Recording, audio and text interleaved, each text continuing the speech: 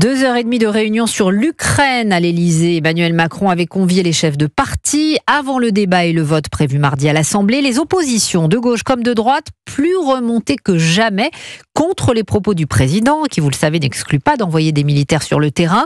Il leur a confirmé qu'il n'y avait aucune limite dans le soutien français à l'Ukraine, posture qui, pour les oppositions, ne passe pas, Arthur Delaborde. Le discours offensif d'Emmanuel Macron contre la Russie suscite la réprobation unanime de ses opposants, de droite comme de gauche, à l'image du coordinateur des Insoumis, Manuel Bompard. Le président de la République ne semble pas vraiment prendre la mesure du risque que pourrait faire courir pour la France, mais pour le monde de manière générale, un entêtement dans cette voie militaire. Même crainte au Rassemblement national. Jordan Bardella en a profité pour répondre au président qui a vivement critiqué son parti hier devant ses ministres.